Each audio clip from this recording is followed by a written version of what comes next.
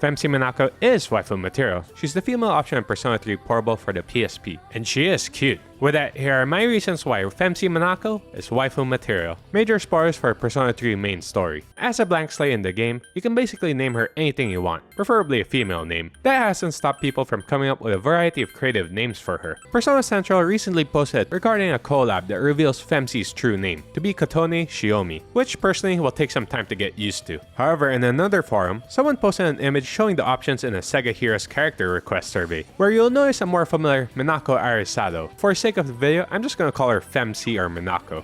Pretty much everything about FeMC is the opposite from Makoto, and I mean everything. Starting with her appearance, she dons the female school uniform with red accents instead of blue, as seen in her headphones and bow tie. Her casual outfit usually comes in some shade of red and orange. Oh, and pink too. Did I ever mention that FeMC has a nice pair of red eyes in her? This pairs really well with her long brown hair, which is often tied as a tall ponytail. Something I noticed is that her hair clips are arranged to form the Roman numerals for the number 22, most likely a sign for the full arcana, as the arcana ends at 21 with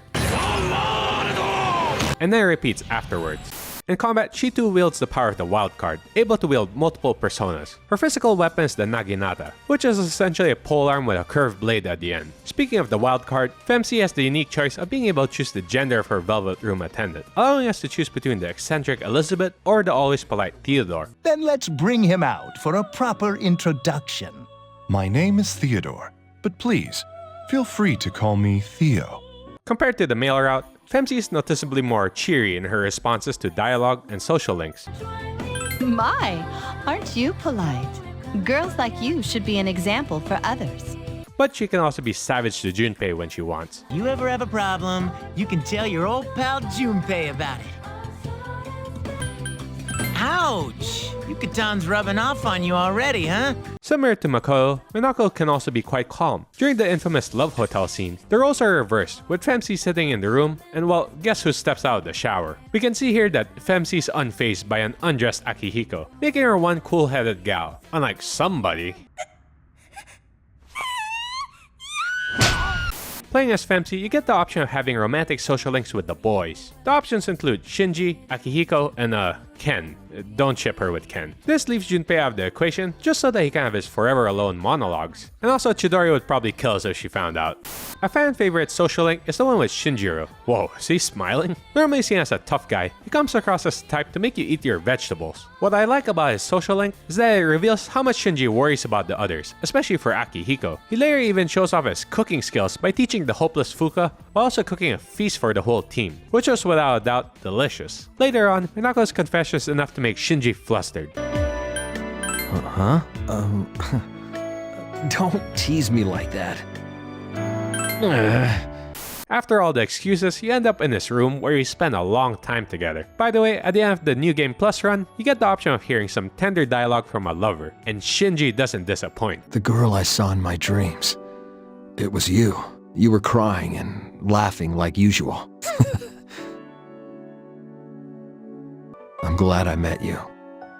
It's only fair that I also talk about Akihiko's route, who we learn is a total girl magnet, and these girls can get pretty savage. In our time with Akihiko, we learned that he has a thing for pancakes, and that FeMC is tough enough to keep up with his training and eating regimen. I found it really hilarious when Akihiko confronts us about dating Junpei, and Minako straight up drops the friend zone on Junpei. Things get pretty tender with Akihiko when we learn how he's an orphan too, just like Minako. In the end, Minako has a certain charm to her that's able to make Akihiko blush, and even confess first.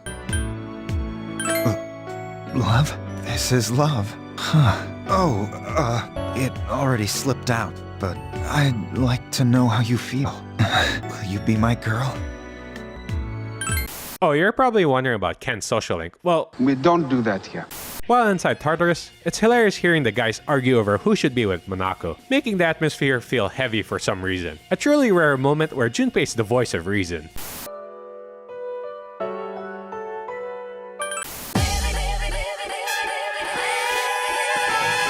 Why yes, that is Minako inside Persona 3 dancing. Achieved through the hard work of the modding community, we finally get to witness the DLC Atlus won't give us. There's just something about watching her dance with her Akihiko, that sparks joy in the heart. There's even a video of her dancing with Makoto, where they are literally dancing on top of their graves. Some modders have even created their own stills with a fully fleshed out 3D version of Minako, and they can be quite cute and hilarious. What's cool about FeMC is that she has her own unique soundtrack, different from the male route.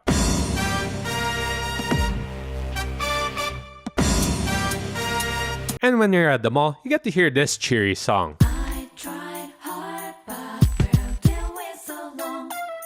And I'm sure you've already noticed the tender song that plays during her social links. I almost forgot to mention this super adorable chibi version of her. This chibi version exists in Persona Q2, where Minako joins the Phantom Thieves and gets into all sorts of shenanigans. You can tell that she's game for anything, like that time she had to dress up like a cop, where she...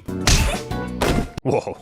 Atlus even dared to make an epic scene where the two MCs met face to face. After years of complaints about her not being canon, Atlus finally throws us a bone by including her in the totally canon Persona Q2. Too bad they forget all about it in the end. Also, if she's not canon, then why else does she have her own perfume line? As most people already know, Shinji dies in the original story when he gets shot by Takaya. This is probably one of the strongest scenes in the game, where the way Akihiko reacts to his death would bring anyone to tears. I was too obsessed with power. Ever since I lost Miki, that's all I've cared about. I thought that if I was strong enough, I could protect anyone. But I was wrong. And now you're gone too.